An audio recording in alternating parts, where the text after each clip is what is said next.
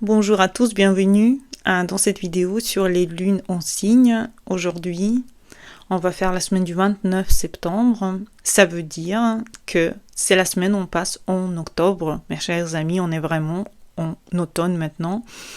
Et on commence cette semaine par les énergies du Capricorne avec le Verseau et le Poisson, donc les énergies de la fin des choses cette semaine-là.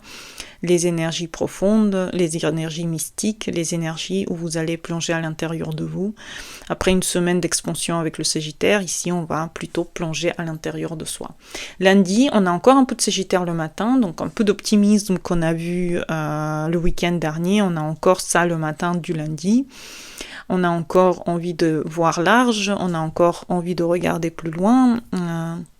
On a encore besoin de faire attention aux excès. Peut-être que vous avez fait des fêtes énormes et maintenant vous êtes fatigué. Peut-être que vous êtes plein d'énergie. Il y a encore beaucoup d'énergie pour le matin encore faire un peu de sport. Et l'après-midi, la lune passe en Capricorne. Et là, ça y est, c'est fait. Lune sera en Capricorne pour les 2 jours à venir, 2 jours et demi. Donc, retour en concret.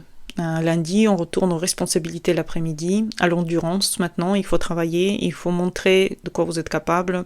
La transformation est dans la structure, la transformation est dans la discipline. Donc le Capricorne, pour lui, c'est très très important de transformer tout ça en plan structuré. Donc ça peut être une bonne après-midi pour justement définir des actions concrètes et durables pour la semaine ou pour en général le mois d'octobre. Mardi, la lune est en Capricorne, elle vous donne beaucoup de discipline, beaucoup de concentration et d'efforts réguliers, donc c'est des très bons moments si vous voulez commencer des régimes, des sports intensifs, en général si vous voulez commencer à travailler sérieusement, c'est le bon moment pour commencer mardi, poser une fondation solide pour des bases ensuite que vous pouvez réutiliser. Attention au pessimisme, attention à la froideur. Le Capricorne aime la solitude, mais il ne faut pas exagérer, donc n'allez pas trop dedans, mais en même temps, profitez bien entendu du moment. Avec la lune en Capricorne mercredi, persévérance, endurance, sport, manger sain, clarté dans vos objectifs, sachez où vous allez, c'est très très important. Vous allez lentement là où vous voulez être, là où vous devez être, donc c'est important de privilégier la constance, privilégier les choses importantes dans votre existence. C'est important d'être en relation avec votre être profond mercredi aussi. Donc c'est important ici, ça va être important de être en contact avec votre solitude interne. Donc méditer, marcher seul, c'est important.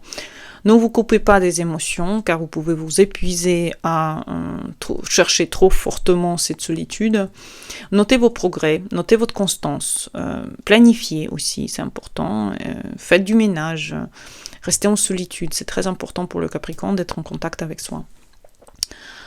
Jeudi et vendredi, la lune est en Verseau. Jeudi, il y a une certaine originalité, l'ouverture des horizons pour les Verseaux qui aiment les journées en Verseau. Moi, j'adore les journées en Verseau, donc ça peut être un bon moment pour vous connecter aux autres, pour sortir, pour voir des gens, pour parler des projets à long terme avec les autres, voir autrement les choses. Peut-être il y a des idées qui vont venir à vous. C'est quand même des journées où il y a Uranus qui nous visite avec la lune en Verseau, donc ça peut être des idées, des projets pour l'avenir, beaucoup de formes de contact avec les choses. Vendredi, pareil, lune en Verseau avec le collectif, les amis, les gens, vous voyez les gens, vous êtes en contact avec l'autre, vous pouvez coopérer et sortir de votre routine un petit peu. Pratiquez des gestes symboliques de liberté qui vont vous amener vers plus d'ouverture à vous-même, peut-être changer des détails dans la routine, donnez-vous plus de liberté dans votre quotidien, sortez, partez, faites des voyages, soyez en contact avec votre créateur interne et faites quelque chose d'original, ces 2 jours, ça peut être intéressant. Et le week-end, on a la lune en poisson, c'est super. On a la lune en poisson samedi et dimanche, c'est super cool. On a une forme de sensibilité, d'imaginaire qui s'ouvre, une certaine compassion qui s'ouvre aussi dans ce week-end. On peut ralentir, on peut rêver, on peut méditer, on peut être en contact avec notre guide intérieur et extérieur si on en a. Écouter de la musique intérieure, extérieure, celle qui nous plaît. Des bains, des méditations, des visualisations sont super pour se purifier samedi.